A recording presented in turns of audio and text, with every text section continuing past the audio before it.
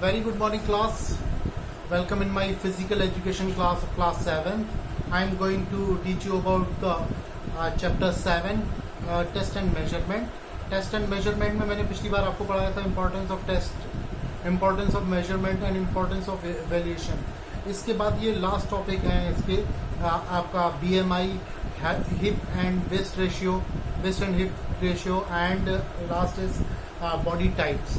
ये important topics हैं जो मैं आपको इस वीडियो में क्लियर करूंगा और नेक्स्ट वीडियो में मैं इसके क्वेश्चन आंसर मैं आपको बताऊंगा, आपको कैसे लिखना है, किस तरीके से लिखना है वो मैं आपको इसमें बताऊंगा। तो सबसे पहले आपका आता है कि व्हाट इज BMI।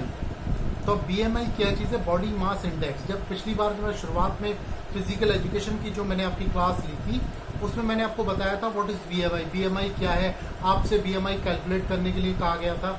आपको अपना हेल्थ कार्ड निकालेंगे, हेल्थ कार्ड बनाएंगे तो उसमें आपका BMI कैलकुलेट करके निकालेंगे। कैसे उसका फॉर्मूला होता है और क्या कैसे कैलकुलेट किया जाता है BMI के बारे में मैं आपको पहले ही बता चुका हूँ। और उसकी जो टेबल है BMI की और जो है उस BMI होता क्या है, ये सारी चीज़ें मैंने आपको बताई थी। अब मैं आपको दोबारा से रिवाइज कर रहा हूँ। What is BMI? BMI is the unit of your body fitness. BMI जैसे किसी भी चीज़ को मेजर करने का एक यूनिट होता है, इसी तरीके से आपकी बॉडी फिटनेस को मेजर करने के लिए BMI जो है वो होता है, BMI होता है। BMI से आपकी बॉडी का फिटनेस लेवल पता चलता है। उसका एक इसकी शेड्यूल चार्ट होता है। उसके अकॉर्डिंग अगर आपका बॉडी फिटनेस लेवल आता है तो आपके उसकी ग्रेडिंग होती है कि आप इसमें ओबीज में हैं या ओवरवेट हैं या फिर जो है अंडरवेट हैं। तो ये सारी चीज़ें इसमें इंक्लूड होती हैं।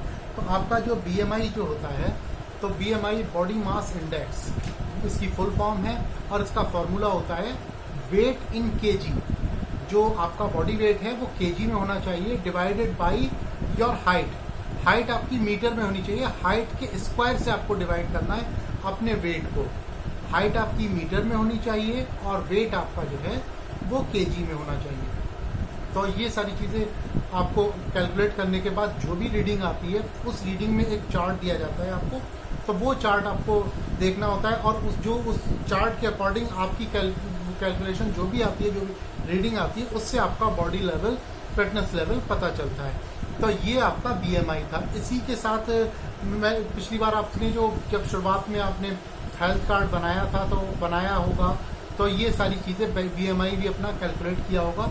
तो वो आपके शेड्यूल में भी है और आपको हेल्थ कार्ड में भी आपको मेंशन करना है, बनाना है और उसको कैलकुलेट करके निकालना है। तो अब इसमें आपका जो क्वेश्चन भी पूछे जा सकते हैं टेस्ट एंड मेजरमेंट में, इंपॉर्टेंट क्वेश्चन में आ सकता है। और राइट द शॉर्ट नोट और BMI, तो BMI के बारे में आप लिख सकते हो, उस चीज़ को समझ सकते हो। और भी कोई प्रॉब्लम हो तो आप मुझसे कंफर्म कर सकते हो। इसके बाद आता है आपका BMI के बाद waist and hip ratio. Waist and hip ratio क्या होता है? WHR बोला जाता है, वेस्ट एंड हिप रेशियो। तो उसमें आपकी वेस्ट की जो सर्कमफ्रेंसेस होती है और उसको डिवाइड किया जाता है हिप की सर्कमफ्रेंसेस से। और उसकी एक टेबल होती है, मेल फीमेल की अलग अलग टेबल होती है। वो मैं टेबल आपको शेयर करूंगा। जैसे आपने BMI कैलकुलेट किया ऐसे आप अपना waist and hip ratio calculate कर सकते हैं और उससे आप ये देख सकते हैं कि आपका बॉडी स्ट्रक्चर जो है कितना प्रोपोर्शनेट है, कितना सिस्टमेटिक है, कितना फिट है। ठीक है, तो ये वेस्ट एंड हिप रेशियो का फॉर्मूला यही है, waist circumferences divided by hip circumferences. उससे आप डिवाइड करेंगे तो आपका कैलकुलेशन में जो भी रीडिंग आएगी उसको दी हुई टेबल से आप कैलकुलेट करोगे, वो आप टैली करोगे तो आपको पता चल जाएगा कि आपका बॉडी स्ट्रक्चर कितना ठीक है। तो ये आपका मैंने आपको बताया BMI। दूसरा बताया आपको मैंने वेस्ट एंड हिप रेशियो। ठीक है, और अब आता है आपका इम्पॉर्टेंट टॉपिक है आपका बॉडी टाइप्स। बॉडी टाइप क्या है? बॉडी टाइप कितने तरीके का होता है, कैसा होता है, और अलग अलग जो है साइंटिस्ट हैं, अलग अलग जो है डॉक्टर्स हैं, उन्होंने अपने अपने अलग अलग व्यूज दिए हुए हैं बॉडी टाइप के लिए। लेकिन आपको जो है सिर्फ 3 चीज़ों का ध्यान रखना है। बॉडी टाइप 3 का जो है इसमें दिया हुआ है। विलियम हार्वर्ड शेल्टन ने जो क्लासिफिकेशन किया है बॉडी टाइप का वो आपको ध्यान में रखना है और वही आपसे CBSE के में पूछा जाएगा। तो सबसे पहला बॉडी टाइप होता है इसमें endomorphic, mesomorphic, number 2 mesomorphic number 3 is ectomorphic. तो ये ectomorphic, mesomorphic and endomorphic body type अलग अलग होते हैं। ये मैं आपको पिक्स भी आपको शेयर करूंगा नोट्स की, आपको मैं उसके बारे में कैलकुलेट करके वो उसके बारे में एक्सप्लेन करके मैं आपको बताऊंगा। तो सबसे पहले आपका आता है endomorphic body structure. Endomorphic body structure क्या होता है, कॉमन लैंग्वेज समझिए आप, कि पूरी बॉडी आपकी एक राउंड शेप में होती है। आपकी बॉडी फैट गेन कर सकती है और आपका जो है वाइड हिप्स एंड नैरो शोल्डर्स का बॉडी स्ट्रक्चर्स होता है आपका।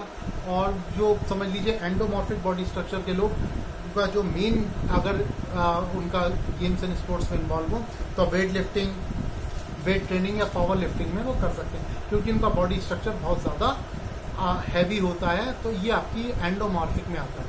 जो शुरुआत से ही या ये समझ लीजिए उनको पानी भी लग जाता है उनकी बॉडी, तो वो बहुत ज़्यादा फैट गेन करती है उनकी बॉडी। ये आपका एंडोमॉर्फिक बॉडी स्ट्रक्चर कहलाता है। सेकेंड आता है आपका मेसोमॉर्फिक। मेसोमॉर्फ क्या होता है, मेसोमॉर्फ जो होते हैं एथलीट बॉडी स्ट्रक्चर होता है। शुरुआत में आपके ज़्यादातर लोग मेसोमॉर्फ ही होते हैं।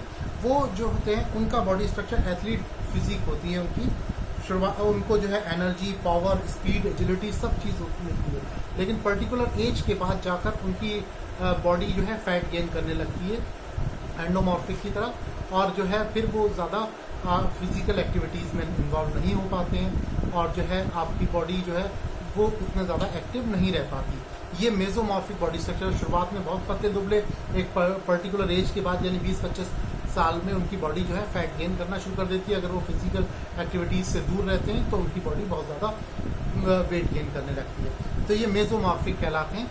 इसके बाद आता है आपका एक्टोमॉर्फिक। एक्टोमॉर्फिक के लिए ये कहा जाता है गॉड गिफ्टेड होते हैं ये लोग, और बहुत कम रेशियो होता है इन लोगों का। इसमें जो है बहुत कम लोग होते हैं ऐसे। तो इसमें जो है नैरो शोल्डर होते हैं और thick chest, legs and biceps होते हैं, और इनको जो है बहुत पतले दुबले रहते हैं, बहुत ही ज़्यादा। लेग्स जो है बहुत पतले रहते हैं, चेस्ट जो है बहुत थिन रहता है इनका, और जो है लेग्स जो है बहुत ज़्यादा पतले होने की वजह से उनकी बॉडी जो है फैट गेन नहीं करती है, लेकिन एक्टिव बहुत होते हैं। और जो है फिटनेस लेवल इनका जो है देखने में ऐसा लगता है बहुत पतले दुबले, लेकिन बहुत एक्टिव रहते हैं।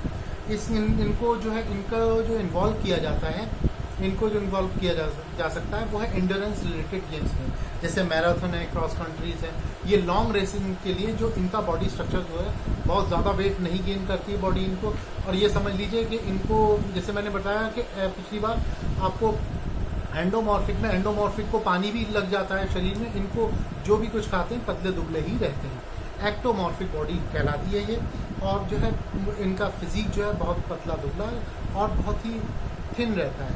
ठीक है, तो ये बॉडी टाइप जो है आपको बहुत कम लोगों में मिलता है। और आपके जैसे क्लास में अगर आप देखेंगे तो आपको मेसोमॉर्फिक बहुत ज़्यादा मिलेंगे, एंडोमॉर्फिक भी मिलेंगे, लेकिन जो एक्टोमॉर्फिक हैं वो आपको बहुत कम मिलते हैं। तो ये बात ध्यान रखिएगा। ये तीनों बॉडी टाइप्स हैं जो मैंने आपको बताया, इसी के बारे में आपको लिखना है। इसका मैं एक नोट भी आपको शेयर करूँगा, और भी कोई क्वायरीज हो तो आप मुझे इसमें कंफर्म कर सकते हैं। तो फिलहाल जो मैंने चैप्टर आपका कंटिन्यू किया, चैप्टर 7, उसमें आपके ये 2 टॉपिक आपके रह गए थे, जिससे मैं आगे आपको डिस्कस किया है, और इसी से रिलेटेड ही एग्जाम्स में पूछा जाएगा। इम्पॉर्टेंट टॉपिक है, आप अच्छे से तैयार कीजिएगा। नेक्स्ट वीडियो में मैं आपको इसके क्वेश्चन आंसर शेयर करूँगा। कोई प्रॉब्लम हो आप मुझसे कंफर्म कर सकते हैं। Thank you.